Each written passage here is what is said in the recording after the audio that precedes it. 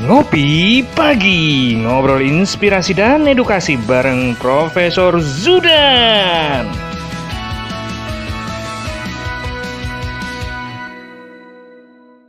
Selamat pagi, salam bahagia kerabat desa Indonesia. Kembali ngopi pagi kita. Pagi ini menarik ketika kemarin banyak yang demo-demo urusan cipta kerja, kemudian bahasanya lebih memudahkan kepada asing untuk ada di Indonesia. Kita tidak akan ngobrolin undang-undang cipta kerja, tapi ada yang menarik adalah tentang kartu tanda penduduk elektronik untuk warga negara asing. Jadi artinya ruangan, mungkin teman-teman melihat ruangan untuk asing datang itu diberikan karpet merah gitu kan. Kemudian ini malah sampai KTP-nya. Ini Prof Yudan harus memberikan klarifikasi atau memberikan penjelasan kepada kepada kerabat desa dan semua yang menyaksikan acara ngopi pagi kita ini, untuk kemudian biar jelas. Kalau sumbernya jelas, yang menyampaikan yang berkompeten, artinya tidak akan ada kesalahan pemahaman. Jangan sampai kemudian kita gampang terprovokasi oleh berita-berita atau informasi-informasi yang berseliweran di WA kita, di grup-grup WA kita, yang akhirnya jadi sampah yang kadang-kadang karena kita nggak tahu itu sampah, kita makan sakit perut juga kan. Ya Prof. Pagi Prof, ada di mana ini sekarang? Ini kayak perjalanan terus ini. Pulang, kemarin kunjungan ke Cianjur seharian. Oke. Kita membriefing teman-teman di sana agar pelayanan administrasi kependudukan lebih cepat, lebih baik. Karena ada 2 target kinerja nasional yang di Kabupaten Cianjur. Ya. Salah satu kabupaten penduduk besar, tapi targetnya belum terpenuhi.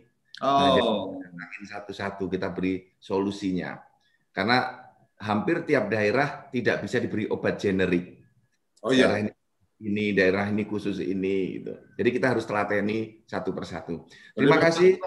Jadi kayak jadi dokter spesialis nih. Oh yang di sini harus gini, ya. Yang di sini harus gini. Silakan Bang. Terima kasih TV Desa, Pak Suryo Koco beserta tim, kawan-kawan semua, kerabat desa, selamat pagi. Assalamualaikum warahmatullahi wabarakatuh. Salam sejahtera semuanya. Pagi ini Jumat berkah. Sehat semua untuk seluruh kerabat desa dimanapun berada. Pemirsa TV Desa dan juga sahabat-sahabat Dukcapil dimanapun berada di seluruh Indonesia. Saya ingin mengapresiasi dari TV Desa yang pagi ini mengangkat tema yang sangat menarik, tema krusial, tema yang Dukcapil banyak dituding orang ini, Mas. Sejak Pileg Pilpres 2019, saya sebagai penanggung jawab akhir layanan Dukcapil itu dituding dengan kaitannya banyak WNA yang masuk itu bisa nyoblos Pileg Pilpres atau tidak, untuk memenangkan Pilpres, menangkan capres tertentu atau tidak. Bahkan dituding kaitannya dengan Undang-Undang Cipta Lapangan Kerja, ingin memudahkan orang Cina masuk di Indonesia untuk dapat pekerjaan. Nah, saya terima kasih sekali, ini topik hangat dan Mas Suryo Koco beserta tim tepat sekali mengambil angle ini, pas banyak demo-demo yang banyak juga menyoroti salah satunya isu tentang tenaga kerja asing yang akan diberi karpet yang indah masuk menjadi warga negara Indonesia. Nah ini. Jadi sangkaan itu harus diberikan penjelasan gitu. Karena apapun kita sebagai penyelenggara negara pasti orientasi pertama kita melihat untuk mensejahterakan dan menyelamatkan rakyat kita dulu. Itu pasti. Kemudian yang kedua, karena kita hidup di dalam bertetangga atau kalau istilah kerennya di kampus itu era globalisasi, kita juga harus setara dengan berbagai negara yang memberlakukan sistem itu di dunia. Nah, kemudian yang ketiga, kita harus melihat realitas. Dan realitas ini juga berlaku di berbagai negara. 3 hal pokok itulah yang akan menjadi bahan diskusi kita pagi hari ini. Nah, yang pertama, bagaimana kita menjaga kesejahteraan dan keselamatan warga negara kita dari aspek administrasi kependudukan. Ini concern kita bersama. Maka pemerintah melalui Kementerian Dalam Negeri melalui Direktorat Jenderal Dukcapil beserta Dinas Dukcapil Provinsi dan Kabupaten Kota. Kita bergerak memberikan identitas. Ini kunci pertama. Sebab kalau warga negara Indonesia tidak memiliki identitas, tidak memiliki NIK, karena kunci identitas ada pada nomor induk kependudukan. Tidak memiliki identitas, nanti layanan rumah sakitnya tidak bisa gratis. Tidak bisa dapat bantuan sosial. Tidak bisa masuk dalam sistem jaminan kesejahteraan sosial, SJSN. Tidak bisa masuk ke dalam sistem layanan publik yang berbasis nomor induk kependudukan. Maka program nasional pemberian identitas itu menjadi program nasional. Masuk di dalam rencana pembangunan jangka menengah dari Pak Jokowi tahun 2019-2024. Di 2014-2019 juga masuk program pemberian identitas. Ini kunci dengan semua aktivitas yang disebut dengan administrasi kependudukan. Itu masuk. Nah, ini. Kemudian yang kedua, ini juga terkait dengan konsep penduduk. Di dalam sistem administrasi kependudukan kita, yang namanya penduduk, itu terdiri dari WNI dan WNA. Nah, jadi yang disebut dengan penduduk itu WNI dan WNA. Maka nama undang-undangnya administrasi kependudukan. Jadi yang diadministrasikan itu semua penduduk. Semua penduduk meliputi WNI dan WNA. Yang WNA masuk ke Indonesia juga harus didaftar. Agar kalau dia melakukan sesuatu bisa diidentifikasi. Dia ada di mana. Karena kalau WNA dilepaskan tidak terdaftar, ini berbahaya sekali bagi negara. Yang kedua, WNI kita juga banyak di luar negeri. Sebagai WNA di Jepang, WNA di China, WNA di Arab Saudi, itu juga harus dapat layanan publik. WNA kita banyak yang sakit juga, Mas Suryo Koco. Dia berobat di rumah sakit kita. Harus dapat layanan publik. WNA banyak yang bertransaksi lewat perbankan nasional. Dia harus memiliki identitas. Nah, jadi penduduk yang terdiri dari WNI dan WNA harus diadministrasikan. Maka undang-undangnya bernama Undang-Undang Administrasi Kependudukan, bukan Undang-Undang Administrasi WNI. Bukan itu. Maka di dalam sistem hukum kita masuk ke sana. Nah, sejak kapan sih WNA itu diberikan KTP? Nah, ini hebatnya saya salut dengan para perancang administrasi kependudukan di Indonesia. Hormat betul dengan beliau-beliau yang sudah mempelajari sistem administrasi kependudukan di berbagai negara. Dan ingin mendudukkan dalam kerangka hubungan resiprokal, hubungan timbal balik antar negara. Jadi kalau WNI kita, warga negara Indonesia ada di luar negeri, juga dilayani dengan baik di luar negeri. Ada yang jadi permanen residen, ada yang bekerja di luar negeri, itu dilayani dengan baik. Ternyata para pemikir administrasi kependudukan, para penyelenggara administrasi kependudukan sudah menerbitkan di tahun itu, Mas Suryo Koco, teman-teman semua, para kerabat desa, Permendagri nomor 88 tahun 1977. Itu sudah, waduh, kita masih SD atau banyak yang belum lahir dari kita. Tahun 77 ini, para pemikir. Ada yang belum lahir juga ini. Iya. Pada waktu itu, Presiden Soeharto dengan Menteri Dalam Negeri pada waktu itu, Presiden memberikan arahan bahwa Indonesia harus sejajar dengan negara yang lain. Menteri Dalam Negeri menerjemahkan dalam administrasi kependudukan dengan Peraturan Menteri Dalam Negeri nomor 88 tahun 1977. Pasal 5 dan pasal 6 itu mengatakan begini, setiap warga negara asing yang memenuhi syarat wajib diberikan KTP.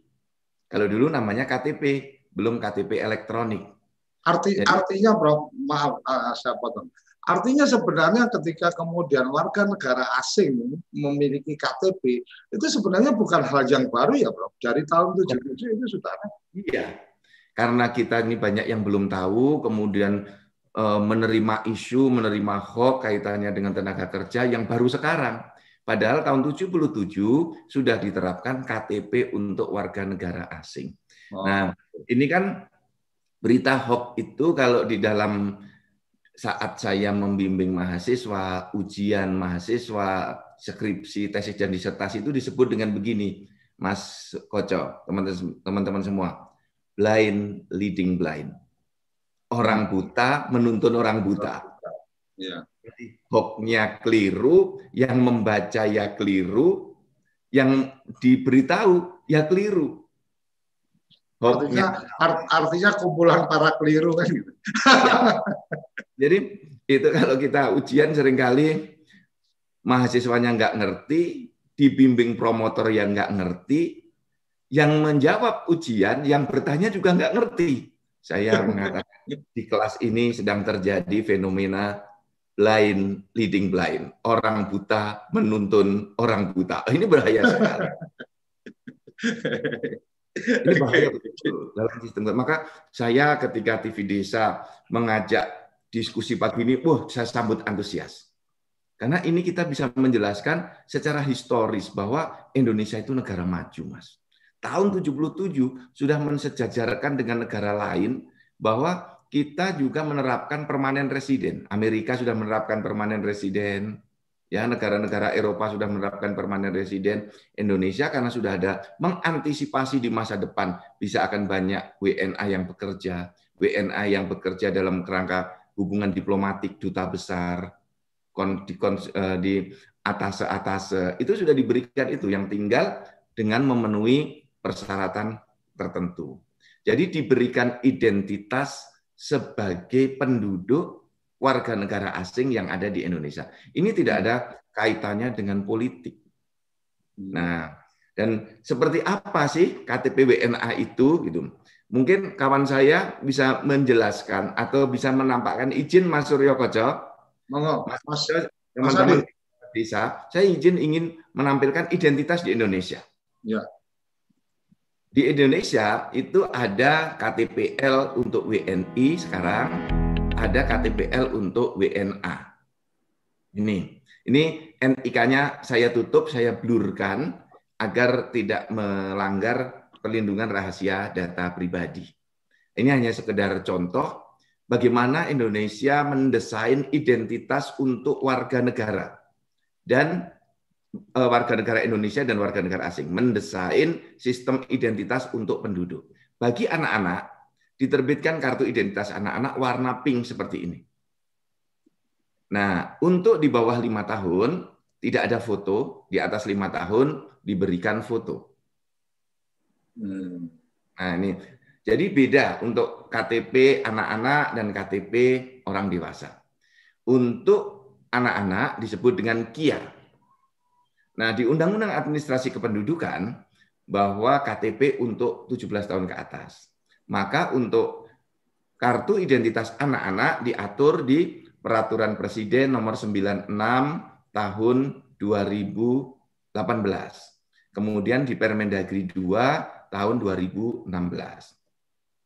Sedangkan KTP elektronik diatur di Undang-Undang, PP, Perpres sampai dengan Peraturan Menteri Dalam Negeri. Nah, pada para pemirsa, seluruh kerabat desa, KTPL WNI dan KTPL WNA kalau dibaca kelihatan sekali bedanya. KTP WNA itu ada bahasa Inggrisnya. Misalnya status perkawinan ditulis married. Kalau yang KTP untuk WNI ditulis kawin.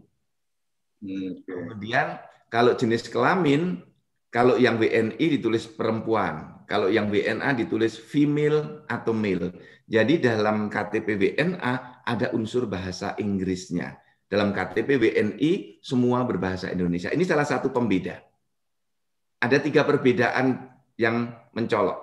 1, KTP WNA ada bahasa Inggrisnya. Jadi kalau Bapak dan Ibu, kerabat desa, teman-teman Dukcapil yang sudah melihat ataupun belum pernah melihat, sekarang saya ingin memastikan, mengajak Anda baca. Ini. Oh, ternyata berbeda. Sehingga tidak ada isu di TPS WNA bisa mencoblos. Besok kan ada pilkada ini, Mas Suryo Koco. Ya. Mas Koco, ini saya kan dituding Pak Zudan menerbitkan KTP untuk WNI agar bisa mencoblos. Nah, ini saya ingin menjelaskan. KTP WNA kalau dibawa ke TPS dibaca, wah ada bahasa Inggrisnya, tolak. Kemudian di bawahnya di kolom kewarganegaraan yang saya beri warna merah. Ya. Kalau WNI ditulis WNI, tetapi kalau dia WNA ditulis kewarganegaraannya misalnya Amerika Serikat. Nanti ditulis Saudi Arabia, Qatar, India, Amerika, Kanada, seperti itu, Mas. Nah, ini yang banyak sekali belum diketahui oleh masyarakat, maka saya menjelaskan. Kemudian yang ketiga perbedaannya, selain berbahasa Inggris, selain ada tulisan WNI dan asal negara dari pemilik KTP WNA, yang ketiga KTP WNA maksimal berlaku hanya 5 tahun saja. Kalau untuk KTPL WNI berlakunya seumur hidup. KTPL WNA hanya 5 tahun, itu maksimal. Sesuai masa berlaku dari kartu izin tinggal tetap yang diterbitkan oleh Kementerian Hukum dan HAM. Jadi, Kementerian Dalam Negeri, Dinas Dukcapil menerbitkan KTPL WNA setelah ada izin dari Kementerian Hukum dan HAM berupa kartu izin tinggal tetap. Biasanya disebut dengan kitab. Dan berlaku hanya maksimal 5 tahun. Kalau KTP WNI berlaku seumur hidup. Artinya, bila dia tidak merubah foto, tidak pindah penduduk, tidak menambah gelar, tidak ada perubahan data, maka KTP-nya berlaku seumur hidup dan tidak perlu dilakukan penggantian. Nah, Mas Koco kan pernah mendengar, rekan-rekan semua, ada jutaan tenaga kerja China yang diterbitkan KTPL-nya oleh Dinas Dukcapil. Nah, ini saya juga perlu memberikan penjelasan. Saya sebagai penanggung jawab akhir layanan Adminduk bertanggung jawab penuh terhadap penerbitan KTPL WNA ini. Walaupun yang menerbitkan Dinas Dukcapil. Berapa sih KTP yang sudah terbit untuk WNA seluruh Indonesia berupa KTP elektronik? KTP yang lama kan sudah tidak berlaku semua, Mas. Ya. Nah, ini saya ingin buka seluruh pemirsa, kerabat desa, inilah KTP WNA yang sudah diterbitkan oleh Dukcapil di seluruh Indonesia. Jumlahnya sekarang ada 4.467 jiwa atau 4.467 KTP elektronik. Jadi nggak juta-jutaan. 10.000 yang berKTP, WNA yang berKTP ya, Pak? Iya, yang berKTPL. Karena kan isunya banyak WNA menjadi WNI karena diberi KTP. Nah, yang KTP-nya bukan KTP WNI, KTP sebagai WNA. Nah, KTP WNA diterbitkan maksimal 5 tahun. Dan jumlahnya di seluruh Indonesia hanya 4.467. Ini semuanya. Yang terbanyak di Bali. Kita maklum ya, di Bali banyak wisatawan yang senang kemudian menetap. Yang kedua di DKI Jakarta. Di DKI Jakarta karena ibu kota negara banyak orang-orang yang bekerja di kedutaan, di diplomat, atase, atau yang bekerja sebagai pegawai di kedutaan tetapi belum menjadi diplomat. Jawa Barat di nomor 3, Jawa Timur di nomor 4, dan Jawa Tengah. Ini adalah jumlah KTP WNA yang tersebar di 5 daerah dengan cakupan yang terbesar. Nah, inilah yang perlu terus kita dorong, memberikan penjelasan kepada seluruh masyarakat bahwa pertama, secara sistem hukum dalam Undang-Undang Administrasi Kependudukan di tingkat undang-undang, pasal 63 mengatakan WNA yang berada di Indonesia yang memiliki kartu izin tinggal tetap wajib diberikan KTP elektronik. Seperti itu, Mas Suryo Koco. Uraian awal dari saya. Jadi yang saya tangkap adalah ketika bicara KTP warga negara asing itu sebenarnya sudah ada dari mulai tahun 77, di mana di situ menyebutkan tentang bagaimana warga negara asing yang sudah ada izin tinggal tetap, maka diterbitkanlah kartu tanda penduduk, karena memang saya tadi menyempatkan khusus untuk mengambil KTP supaya pasti benar gitu. Memang di sini ada disebut tentang ada 2 baris yang terakhir kerabat desa, nanti bisa dicek di KTP masing-masing. Di situ disebut kewarganegaraan dan di tempat saya tertulis WNI. Artinya kalau ini KTP ini punya orang asing, maka di sini pasti kewarganegaraannya bukan WNA tapi dari warga negara mana. Kira-kira gitu ya Prof ya. Artinya oh dia bisa dari Amerika Serikat, mungkin dari Bangladesh, mungkin dari India dan seterusnya. Berarti ditulis di sini adalah kewarganegaraannya adalah negara dari pemegang kartu ini dia itu sebagai warga negara mana. Artinya karena kartu tanda penduduk itu adalah identitas dari warga negara yang ada di Indonesia, baik warga negara Indonesia asli atau warga negara asing. Artinya warga negara Indonesia nggak pakai asli kali, nanti jadi salah-salah lagi. Warga negara Indonesia dan warga negara asing itu diterbitkanlah kartu tanda penduduk. Kira-kira gitu ya Prof ya. Nah, kemudian yang berikutnya kerabat desa yang menarik yang kemudian perlu diperhatikan, apakah kemudian warga negara asing punya KTP, punya hak pilih? Ketika kemudian dasarnya adalah yang punya hak pilih adalah warga negara Indonesia, maka kewarganegaraan di KTP ini bukan warga negara Indonesia, otomatis nggak punya hak pilih. Nah, ini yang menjadi perhatian untuk kita bersama. Kemudian ada lagi yang membedakan, tadi Prof Yudan menyampaikan, di baris paling akhir itu adalah berlaku hingga kapan. Berlaku hingga kapan ini, kalau KTP elektronik hari ini semua berlaku seumur hidup. Jadi tinggal perubahan data dan seterusnya, seperti yang kemarin ada anjungan Dukcapil Mandiri, itu bagian untuk kemudian saya butuh merubah data foto nih, sekarang udah agak kurusan, rambutnya udah lebih putih gitu kan, pengen ganti foto dan seterusnya, boleh-boleh aja kan gitu. Artinya secara proses ada, tetapi bahwa berlakunya KTP ini akan berlaku seumur hidup. Kalau KTP warga negara asing itu berlakunya hanya 5 tahun, dan Dukcapil ini menerbitkan karena memang ada dasar dari surat izin tinggal surat izin tinggal tetap ya Prof ya. Kitab.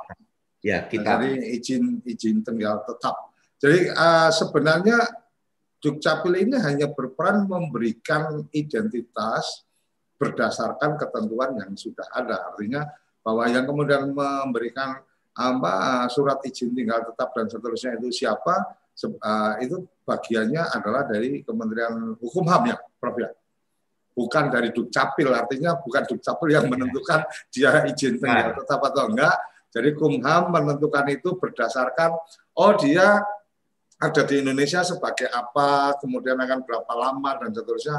Nah, yang bagian itu mungkin tidak kita tidak ekspos lebih lanjut, karena itu memang wilayah dari halaman sebelah. Artinya yang lebih pas menjelaskan adalah teman-teman dari sana.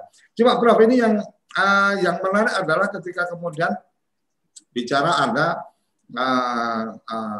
saya benar-benar baru tahu kalau dari 77 itu sudah ada aturan itu. Jadi memang kemarin sempat berpikir, masa sih sampai dapat KTP dan seterusnya. Jadi pagi ini pencerahan luar biasanya adalah kita juga menjadi tidak gagap terhadap sejarah. Artinya perjalanannya itu jelas. Oh, dulu ini sudah ada. Jadi kalau kita yang sekarang ribut-ribut itu ya karena kita belum banyak belajar, membacanya kurang, mainnya kurang jauh gitu kan, bertemannya kurang banyak. Jadi ada informasi, dan saya termasuk salah satunya karena saya baru tahu bahwa itu sudah ada dari 77. Prof, dari salah satu yang kemudian Profesor tadi sampaikan ini, dari tahun 77 sudah ada ide ke sana. Saya kok merasa pendahulu kita itu sebenarnya sudah visioner ya, Bro. Artinya mereka itu sudah membayangkan bahwa ini harus diantisipasi seperti ini, ini harus diantisipasi seperti ini. Cuma kita ini mungkin saya dan beberapa teman ini yang kayaknya sok-sokan, sok tahu dan seterusnya tanpa melihat kesejarahan ini sebenarnya sudah dimulai. Gimana nih Prof? Prof Zudan kan pasti lebih banyak membaca dibanding saya. Artinya, teman-teman atau birokrasi atau mungkin teman-teman di pemerintahan dulu itu sebenarnya ya sudah sangat visioner bahwa sudah mempersiapkan antisipasi akan ada seperti ini, kita sudah siapkan dan seterusnya. Monggo, Bro. Ya, Mas Suryo Koco, Mas Suryo Koco ini, Mas Koco ini terlalu merendah ini. Orang yang wawasannya luas selalu begitu. Ya, Bro, benar. Saya baru tahu kalau tahun yang 77 ini, Bro. Kalau kita berbicara sejarah peradaban bangsa kita, bagaimana para pendiri bangsa mendesain negara, itu luar biasa. Saya mencoba membaca dan memahami teks-teks yang dibangun misalnya dalam pembukaan Undang-Undang Dasar. Ya. Kan semua kerabat desa. Pilihan kata yang diambil oleh Bung Hatta, Bung Karno dengan para perancang naskah proklamasi itu menunjukkan kecerdasan, menunjukkan kebijaksanaan yang luar biasa, menunjukkan cara berpikir yang sangat futuristik. Misalnya saat merumuskan tujuan bernegara, menyebut dengan kata memajukan kesejahteraan umum. Coba Mas, ini bahasa yang sangat filosofis dan sangat mendasar. Memajukan kesejahteraan umum. Tidak mengatakan dengan bahasa sekarang, memerangi kemiskinan. Coba, sekarang kan bahasa yang muncul, memerangi kemiskinan. Program pengentasan kemiskinan. Pendiri bangsa kita dengan sangat elegan merumuskan dengan memajukan kesejahteraan umum. Karena dimensinya jauh lebih luas daripada kata kemiskinan. Kemudian yang kedua, mengambil istilah mencerdaskan kehidupan bangsa. Mencerdaskan kehidupan bangsa. Bukan dengan istilah memerangi kebodohan. Bukan. Dan bahasanya, bahasa yang beraura positif. Bahasa yang membangkitkan gairah. Dan bukan bahasa yang melemahkan semangat. Kalau kita ini anak-anak muda zaman sekarang kan isinya ngeyel, ndablek, status, rajin merubah status di Facebook, Instagram, tapi lupa mengupdate status di administrasi kependudukan. Curhatnya di sosmed, bukan curhat di maknya kan gitu. Kemudian ada lagi yang menarik. Dalam pembukaan Undang-Undang Dasar disebutkan dengan turut serta dalam pergaulan dunia. Aktif ya dalam pergaulan dunia. Ini sudah berpikir, ini tahun 45 sudah berpikir globalisasi. Nah, maka tidak heran kalau tahun 45 sudah berpikir futuristik, berpikir mendasar, tahun 77 ini luar biasa dirumuskan dalam peraturan menteri bahwa besok itu ke depan bisa jadi banyak orang asing yang akan menetap di Indonesia. Tapi mereka tidak meninggalkan kewarganegaraannya. Nah, Indonesia harus merespon dengan kebijakan terbitlah kartu tanda penduduk untuk WNA. Dan syaratnya Mas Koco benar sekali, Depdagri itu hanya menerbitkan administrasi kependudukannya. Persyaratan sudah diselesaikan oleh Kementerian Hukum dan HAM. Syarat yang bersangkutan menunjukkan paspornya, menunjukkan pekerjaannya. Tentu saja bukan penganggur. Ngapain kalau penganggur lama-lama di Indonesia? Nah, ini sudah diseleksi oleh Kementerian Hukum dan HAM, maka Dinas Dukcapil dengan berdasarkan paspornya, dengan berdasarkan kartu izin tinggal tetap dari Kementerian Hukum dan HAM menerbitkan KTP elektronik untuk WNA. Dan KTP ini tidak bisa digunakan untuk hak-hak politik bagi WNA. Tidak bisa menjadi anggota DPRD, DPR RI, kepala daerah. Kan isunya nanti lama-lama mereka akan menjadi anggota DPR, mempengaruhi kebijakan. Enggak bisa. Jadi pada suatu saat nanti negara Indonesia akan dipimpin presiden dari orang asing. Wah, mengerikan, Prof. Itu bahasa-bahasa yang kemudian mengerikan dibumbui dengan informasi yang abu-abu, yang gelap-gelap tadi, termasuk kemudian bagaimana KTP untuk orang asing itu adalah agenda dari infiltrasi dan seterusnya kan gitu, Pak. Ya. Inilah yang terus ada kelompok yang tidak suka bangsa kita kuat. Oke. Jadi inilah imperialisme baru. Inilah mata-mata asing, inilah kaki tangan asing, inilah pengkhianat bangsa. Artinya tampilnya seperti seorang yang sangat nasionalis, tapi sebenarnya dia sedang mengganggu atau sedang merusak tatanan yang memang sebenarnya sudah mulai dirapikan oleh teman-teman gitu. Betul. Jadi ini ada orang yang tidak suka Indonesia itu tenang, diisukan. Wah, kesannya pemerintahan yang sekarang itu jelek, masuk WNA gitu. Dia nggak tahu bahwa sejak dulu WNA itu sudah ada di dalam sistem administrasi kependudukan kita tahun 77, Mas. Umur baru berapa tahun? Belum 10 tahun waktu itu. Nah, itu Menteri Dalam Negeri sudah mengarah ke sana, teman-teman yang menangani tata kelola Adminduk sudah berpikir ke sana. Dan inilah yang perlu kita jelaskan bersama, bahwa KTP permanen residen itu berlaku juga di semua negara. Kalaupun tidak di 215 negara di Indonesia, di negara-negara besar, negara-negara maju, semua menerapkan sistem permanen residen itu. Nah, kemudian yang ingin saya tegaskan kembali, dalam pilkada di 270 ini, WNA dipastikan tidak memiliki hak pilih. Oleh karena itu, petugas di TPS, kalau ada wajah kayak orang Malaysia, orang Pakistan, orang Arab mau masuk ke TPS, cek KTP-nya. Karena syarat untuk mencoblos wajib memiliki KTP elektronik. Jadi kalau belum berKTP elektronik bagaimana? Ya Anda nggak bisa nyoblos. Harus legowo. Bagaimana agar bisa nyoblos? Datang ke Dinas Dukcapil, melakukan perekaman. Nah, sekarang saya sudah menugaskan teman-teman saya di Dukcapil, jangan lama-lama. Upayakan 3 hari KTP-nya sudah bisa dicetak. Jadi nggak seperti dulu lagi. Karena sekarang jaringannya sudah bagus, belangkonya sudah disediakan oleh Menteri Keuangan. Profesor Tito Karnavian, Pak Mendagri, sudah mengajukan usulan tambahan dan sudah diberi. Ini kan pemerintahan sekarang kan solid. Kebutuhannya apa langsung dipenuhi.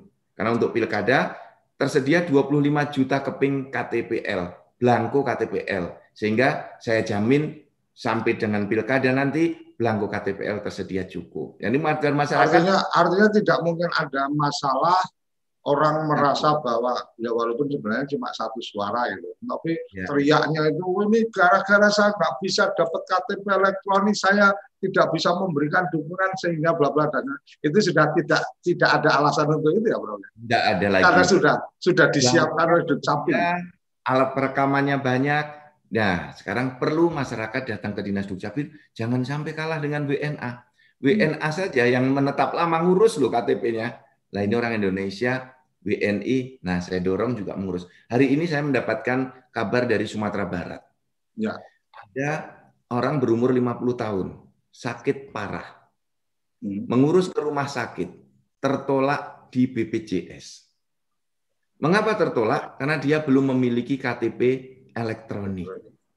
Nah saya tanya, selama 37 tahun ini kemana saja kok tidak membuat KTP elektronik? Umurnya 50 tahun. Berarti kan kalau dihitung dari 17 tahun, mestinya sejak dulu dia sudah punya KTP biasa, kemudian dirubah menjadi KTP elektronik. KTP elektronik kita buat dari 2011. 9 tahun ini kemana saja tidak membuat KTP. Jadi saya sedih juga, Mas. Waduh, giliran sakit harus bayar kan kalau nggak punya KTPL. Kalau punya KTPL gratis ditanggung BPJS. Akhirnya kita tugaskan tim jemput bola, dilakukan perekaman di tempat yang bersangkutan sakit. Nah, akhirnya sudah tertangani sekarang, sudah terbit KTP-nya. Jadi saran saya, ayo warga masyarakat, kerabat desa yang belum punya KTP jangan malas-malas. Umur 17 tahun, putra-putrinya segera urus buat. Kalau di tempat penjenengan semua, di balai desa bisa dikumpulkan 25 orang, 30 orang yang belum punya KTP, nanti Dinas Dukcapil akan datang ke tempat Bapak dan Ibu semua, ke kerabat desa. Jadi ada sinergi. Kantor desa, kepala desa dengan Dinas Dukcapil. Kepala desa tinggal melapor kepada Dinas Dukcapil. Hari Sabtu pekan kami kumpulkan 100 yang belum punya KTP. Dukcapil akan datang melakukan perekaman. Ini sinergi, ini kolaborasi, Mas. Urusan negara, mari kita selesaikan bersama-sama. Oke, Prof. Kayaknya kita harus rehat ngopi dulu. Ini satu sesi pertama kita. Kita akan kerabat desa, jangan kemana-mana. Yang ingin menanyakan sesuatu bisa melalui chatting YouTube dari teman-teman Dukcapil, dan ini juga paralel dengan channel YouTube-nya TV Desa. Silahkan mau memberikan respon, memberikan tanggapan di masing-masing di mana saja, silahkan, nanti akan coba disampaikan. Kemudian yang kedua, teman-teman yang sudah ada di Zoom meeting, silahkan raise hand, nanti bisa diberikan kesempatan untuk bisa menyampaikan langsung ke Prof. Zudan. Dan teman-teman yang sekarang menyaksikan di channel YouTube tetapi kemudian pengen langsung berbicara, di deskripsi YouTube kami ada link untuk masuk ke Zoom meeting kita, jadi bisa langsung berkomunikasi. Ini luar biasanya teknologi membantu kita, memudahkan kita. Yang jelas jangan kemana-mana, kita akan kembali setelah yang satu ini. Kamu tinggal di pulau terpencil, pegunungan pinggiran kota, atau daerah di Indonesia yang tidak terjangkau jaringan fiber, ADSL, dan juga 3G. Internetan dengan cepat pasti cuma akan menjadi mimpi. Mau pakai tol langit, pakai Desa Wifi, kunjungi www.desawifi.id.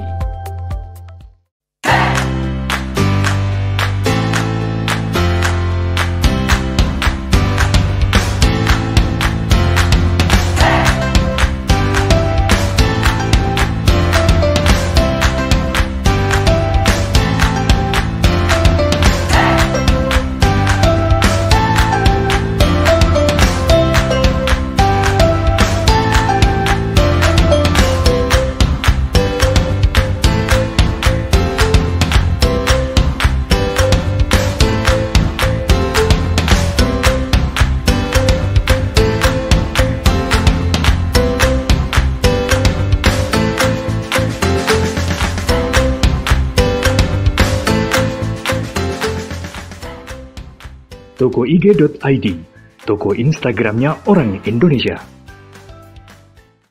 Ayo, kandidat kepala daerah, manfaatkan kesempatan ini. TV Desa mengundang Anda bicara desa. 5 menit bisa. Bicara Desa, sebuah program tayangan monolog, konsep membangun dari desa, dari kandidat untuk masyarakat. 5 menit bisa. Bicara Desa. Hanya di TV Desa. Oke, kembali kita di ngopi pagi. Luar biasa ini. Artinya yang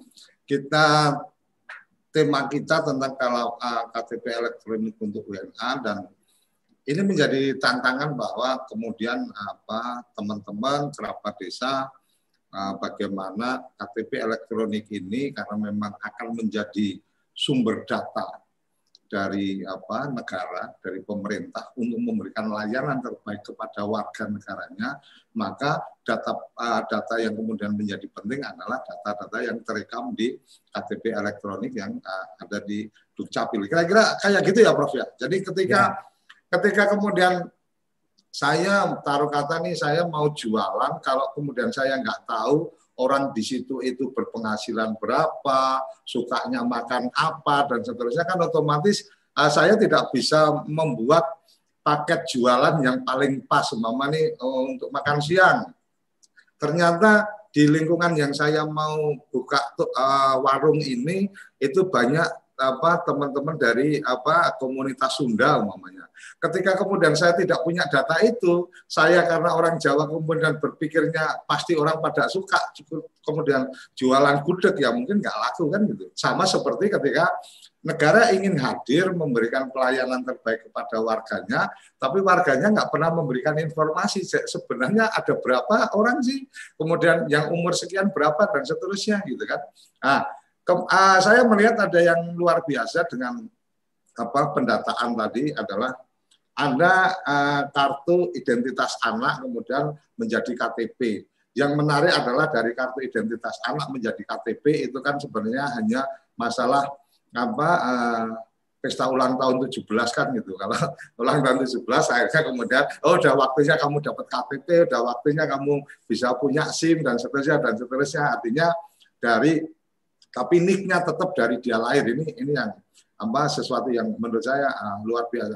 Tadi ada yang sudah sempat resen, Mas Andi mungkin bisa bantu kalau memang ada yang ingin menyampaikan secara langsung, tetapi menurut saya ini bagian yang menarik yang mungkin Prof. Yudan bisa lebih menyampaikan ketika bicara KTP elektronik, kemudian ada data-data yang ada di situ gitu kan.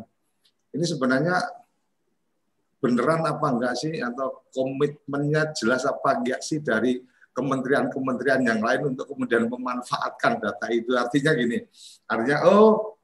ini kalau bicara ada anak usia berapa, ini karena dari kartu identitas anak kan ketahuan, berarti di daerah ini itu ada anak-anak yang usia segini, berarti sekian tahun lagi kemungkinan akan ada kebutuhan untuk kemudian sekolah SLTA dan seterusnya mungkin itu dari Kementerian Pendidikan, mungkin juga kemudian akan diolah lagi dengan teman-teman dari perindustrian mungkin karena ada klaster-klaster wilayah industri dan seterusnya, maka kemudian dikoordinasikan dengan Kementerian Pendidikan, maka yang paling bagus di situ adalah didorong untuk SMK bukan SMA dan seterusnya.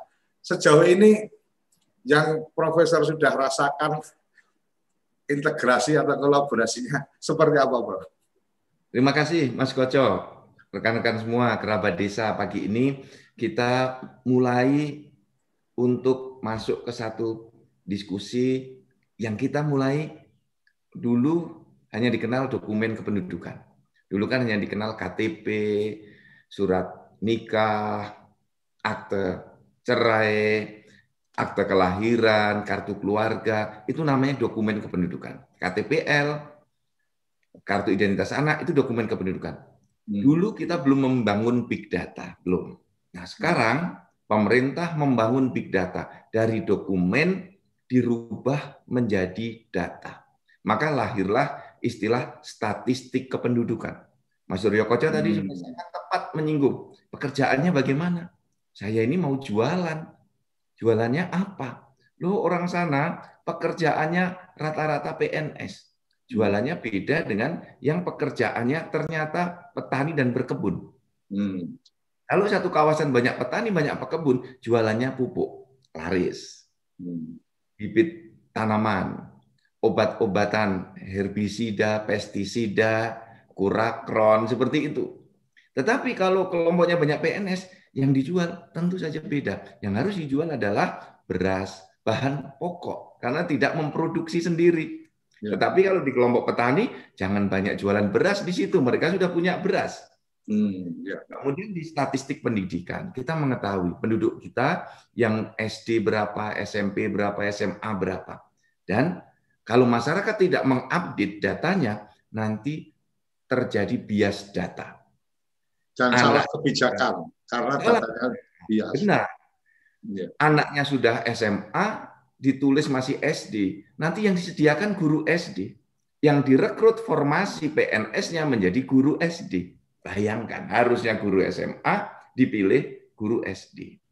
Ada lagi usia.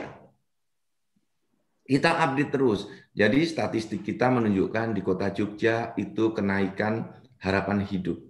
Maka Pemdanya harus mendesain kebijakan untuk orang-orang sepuh, senior-senior kita ini mau diberi program apa? Kesehatan.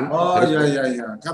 Karena ternyata harapan hidupnya tinggi, artinya kan berarti yang sudah berumur ini juga harus diberikan aktivitas dan seterusnya gitu. Agar tetap sehat, tetap semangat. Dan jangan lupa, sistem jaminan kesehatan kita akan banyak biayanya nanti ketika masuk pada usia lanjut, pada masyarakat senior. Ini harus masuk ke dalam sistem jaminan kesehatan di pemerintah daerah. Semakin banyak penduduk kita berusia lanjut, sistem jaminan kesehatan sosialnya harus diperbaiki. Berbeda dengan daerah-daerah dengan struktur usia muda. Inilah statistik kependudukan yang sangat berguna untuk perencanaan pembangunan. Jadi sekarang terus berkolaborasi dari dokumen menuju data. Nah, contoh Kementerian Sosial waktu kemarin membagi bantuan sosial, pada mulanya belum menggunakan data kependudukan di Dukcapil Kementerian Dalam Negeri, di Dinas Dukcapil Kabupaten Kota. Sekarang berkolaborasi.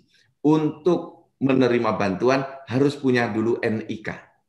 Yang kedua harus punya KTP elektronik. Sehingga saat datang mengambil bantuan, tunjukkan KTP-nya. Berarti orangnya benar, berarti orangnya masih hidup.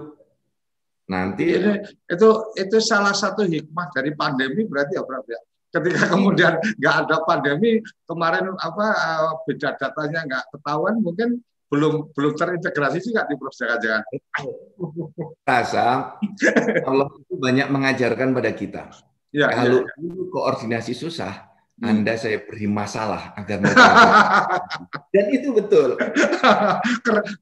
Kerukunan terjadi karena kita sama-sama ketika kemudian merasa dapat masalah, kemudian jadi merasa butuh yang lain gitu ya, Bro. Betul. Jadi ketika ada masalah, masyarakat kok rukun. Saling tolong-menolong, bantu-membantu. Coba kalau di satu desa ada isu pencurian, banyak pencuri, banyak perampok. Pasti sistem ronda, siskamling itu hidup lagi. Karena ada stresor dari luar membentuk sistem kekebalan tubuh, kekebalan warga. Nah, jadi pencuri itu seperti virus yang masuk ke dalam sistem tubuh kita. Maka masyarakat yang lain akan bergerak melakukan perlawanan secara bersama-sama. Iya, bangunlah siskamling, bangun ronda.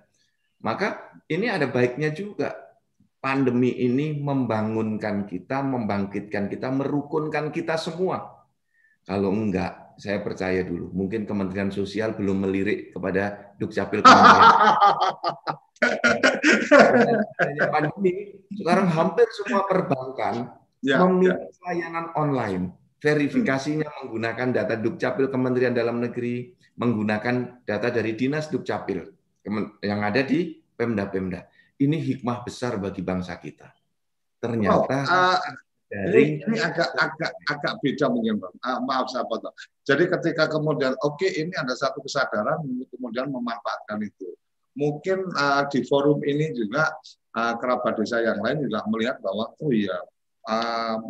bisa juga dari bisnis yang dia kembangkan, apalagi kemarin Profesor sudah sampaikan ada sekian ribu yang sudah bekerja sama untuk mendapatkan atau bisa mengakses atau mendapatkan informasi-informasi, walaupun pasti ada grade-grade-nya lah. Oke, informasi apa dan seterusnya dan seterusnya. Nah, pertanyaannya, Prof, semudah apa untuk kemudian para pihak taruh kata yang memang secara kelembagaan dia apakah institusinya jelas pasti harus sudah berbadan hukum dan seterusnya. Kemudian pengen bisa mendapatkan akses informasi. Setidaknya mungkin kalau saya punya satu aplikasi, umpamanya, kemudian saya pengen memastikan bahwa yang masuk di aplikasi itu memang ya benar-benar manusia, bukan robot, umpamanya. Kemudian kalau orang berpikirnya yang penting banyak downloader, satu aplikasi kan yang penting dikoneksikan ke email udah langsung di approve, tapi saya pengen bahwa yang menjadi downloader itu real, sehingga ketika dia meregistrasi selain menulis email, dia juga harus menuliskan nomor induk kependudukan dan satu level lagi adalah mungkin data kota atau kabupaten dia tinggal. Jadi saya di Semarang dulu waktu masih awal-awal masih mungkin internet nggak semudah sekarang, itu kita pernah membuat satu platform untuk lembaga informasi itu adalah lawansewu.com. Jadi kita berpikir bahwa ada 1000 pintu bisa masuk ke situ. Yang kemarin saya sampaikan ke Prof bahwa kita melakukan validasi itu dengan 6 digit KTP, kemudian meng-cross-check dengan data alamat yang dia tulis. Hari ini kan itu nggak bisa, Prof. Artinya tanpa harus berkomunikasi ke Dukcapil, tanpa harus berkomunikasi ke pemerintah, kami sudah bisa mendapatkan itu validasi antara data yang tertulis dengan NIK itu karena memang 6 itu akan menunjukkan dia tinggal di kabupaten mana atau tinggal di kecamatan mana, dikroskan dengan yang dia tulis. Termasuk laki perempuan dikroskan dengan tanggal lahir kan gitu. Nah, kalau untuk yang ini bro, karena NIK-nya itu sudah ada sejak dia lahir, kalau anak berarti kan lahirnya di mana, itulah identitas 6 digitnya kan gitu. Nah, ketika pindah-pindah udah nggak ada perubahan lagi. Nah, kalau kemudian kita ingin melakukan validasi, berarti ketika harus nulis apa dan seterusnya, paling mungkin hanya menulis tempat lahir, jadi akan sama kan gitu. Walaupun itu juga karena kayak kita yang sudah yang masuknya itu belakangan, kalau tempat lahir pasti nggak cocok karena nomor NIK sudah di Jakarta karena KTP elektronik saya terdaftar di Jakarta dan tempat lahir saya di Semarang. Jadi kalau di cross pasti nggak cocok karena terregistrasi pertama di Jakarta. Nah, lembaga-lembaga yang mungkin membutuhkan dan seterusnya itu bagaimana memulai atau bisa berkomunikasi dengan Dukcapil untuk bisa mendapatkan setidaknya untuk data ini kami bisa mendapatkan info apa dan seterusnya. Kira-kira bisa diberikan gambaran, Bro? Ya, kalau kita melihat bagaimana siklus Indonesia membangun data atau membangun big data. Itu sebenarnya diawali dari teman-teman di kecamatan, teman-teman di Dinas Dukcapil Kabupaten Kota. Nah, agar bisa masuk ke dalam sistem big data, maka penduduk kita harus memiliki NIK. Nah, ini dulu pada seluruh desa, tolong disampaikan sebagaimana disampaikan Mas Koco tadi. Mas Suryo Koco tepat sekali. NIK itulah pintu masuk ke dalam sistem administrasi kependudukan yang kemudian masuk ke sistem pelayanan publik kita. Jadi pelayanan publik kita sekarang sudah mulai menggunakan NIK. Ke depan semua layanan publik wajib menggunakan NIK. Jadi kalau tidak menggunakan NIK ditolak secara sistem. Nah, oleh karena itu pastikan NIK kita benar. Menulisnya jangan salah. Ditulis harusnya nomor urut di 4 angka terakhir 0023, karena buru-buru ditulisnya 0022. Pasti nggak akan cocok nanti. Tertolak secara sistem. Apalagi yang belum memiliki NIK. Apakah ada yang belum memiliki NIK? Ada. Anak-anak yang baru lahir itu, Mas, teman-teman, kerabat desa semua, anaknya sudah lahir, sudah diberi nama, tapi belum didaftarkan ke Dinas Dukcapil. Sehingga mengurus BPJS, dia hanya ketik nama, tertolak. Tertolak. Nama bapaknya masuk, nama ibunya masuk, nama anaknya tertolak secara sistem. Sehingga tidak bisa dilayani secara gratis di rumah sakit, karena belum masuk dalam sistem BPJS. Nah, kalau dewasa, nanti harus menggunakan KTP elektronik. Ini tadi, KTPL. Kalau anak-anak boleh dengan kartu identitas anak. Karena prinsip pertama masuk dalam sistem harus punya identitas. Identitas dicirikan, dicerminkan dengan nomor induk kependudukan. Nah, nanti agar penduduk ini bisa mendapatkan pelayanan publik yang lengkap, yang dewasa harus melakukan foto KTP elektronik. Sehingga sistem kita, Mas, verifikasinya dengan NIK bisa. Sekarang kita sudah uji coba dengan 6 lembaga keuangan perbankan dan non-perbankan untuk layanan dengan face recognition. Jadi diketik NIK-nya, sudah benar, belum yakin ini banknya, difoto wajahnya dengan handphone, nanti dicocokkan dengan data Dukcapil. Dijawab, data Anda cocok, foto Anda sesuai, maka dia bisa transaksi lebih lanjut. Nah, oleh karena itu syaratnya untuk dewasa harus pernah membuat KTP elektronik.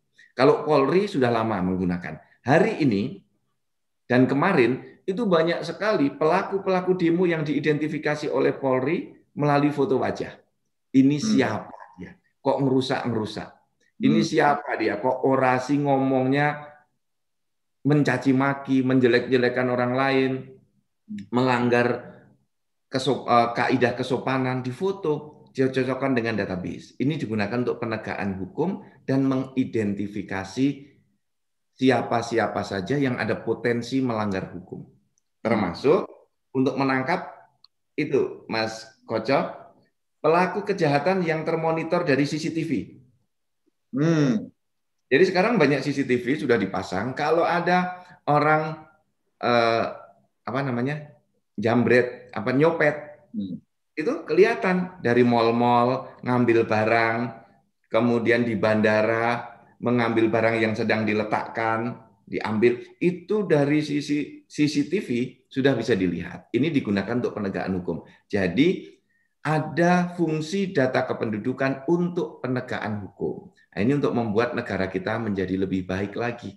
Negara kita menjadi lebih aman, negara kita lebih tertib. Jadi kita membangun peradaban berawal dari administrasi kependudukan. Dulu orang tidak membayangkan kita akan seperti ini. Oke. Prof, kalau yang tadi saya coba sampaikan, ketika mungkin sekarang mungkin dengan kepolisian, dengan perbankan dan seterusnya, lembaga swasta umpamanya, kemudian ingin melakukan kerjasama supaya bisa melakukan validasi terhadap mereka-mereka yang akan melakukan hubungan tergabung dalam jaringan bisnis mereka. Taruh kata karena kita membuat pelayanan tertentu, maka kita juga perlu valid terhadap orang-orang itu, memungkinkan untuk melakukan kerjasama. Saya lanjutkan, Mas. Misalnya dari kampus, dari Semarang ada Universitas 17 Agustus, ada Semarang, ada Universitas Semarang.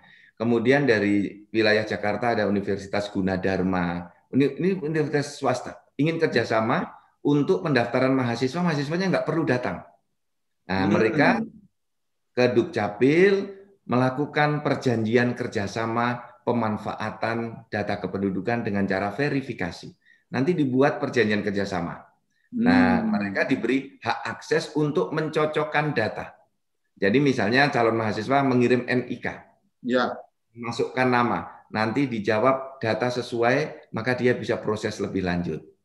Maka data yang dikirimkan oleh mahasiswa tadi, mahasiswa kan ngisi sendiri nih, ngentrik, masuk ke datanya Gunadarma, kemudian dicocokkan dengan database Dukcapil, dijawab Dukcapil data sesuai, maka proses dilanjutkan. Kalau nanti dan itu bisa bisa host to host antara, artinya antar server terkoneksi otomatis gitu, memungkinkan.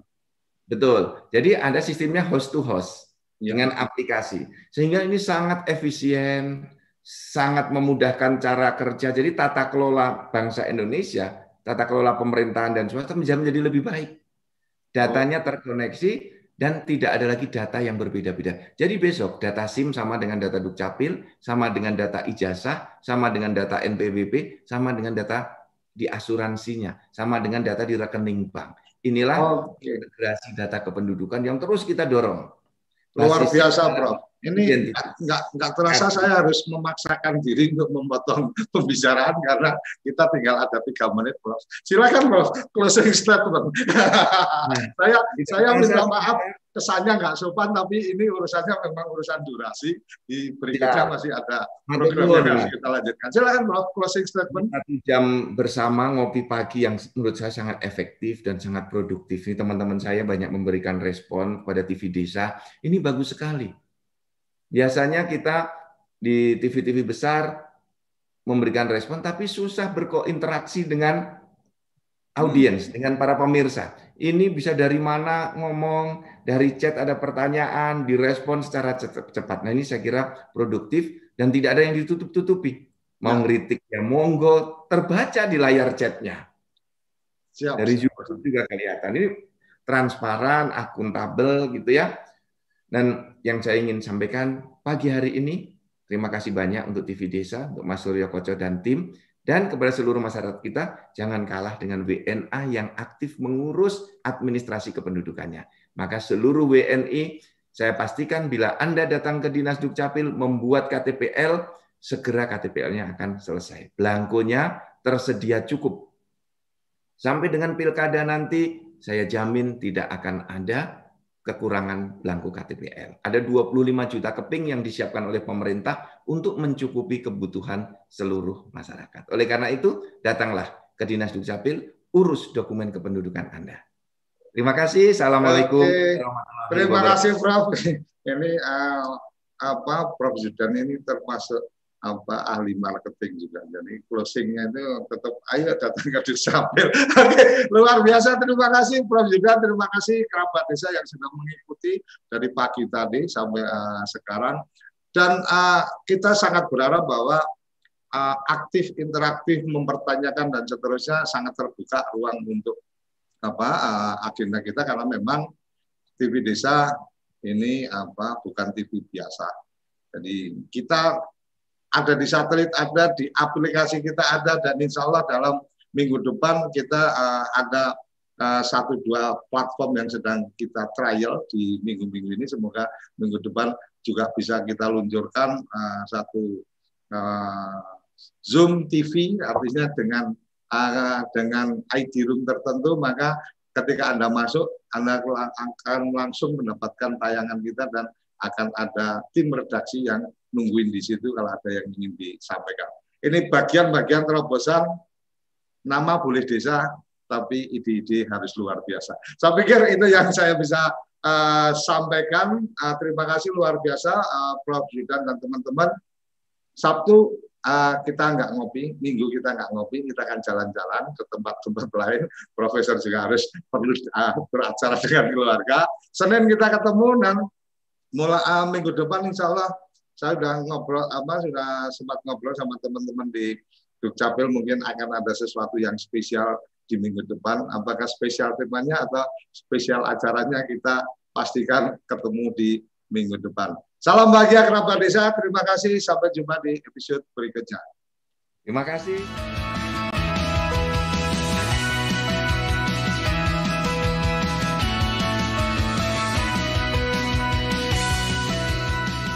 Ngopi Pagi, ngobrol inspirasi dan edukasi bareng Profesor Zudan.